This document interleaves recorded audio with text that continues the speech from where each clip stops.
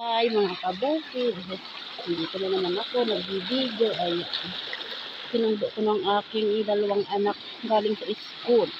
Pauwi na kami uli sa bukid, yung isa ay nasa school pa, mamaya ako susunduin.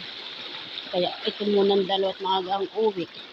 Ayan, pauwi na kami sa aming bukid. Ayan, nagtanggal na sila ng sapatos. Ayan, pauwi na uli kami. Nakapagod. Ayan, nakapagod, malayo pa kami sa aming munting kubo. Dito pa lang kami sa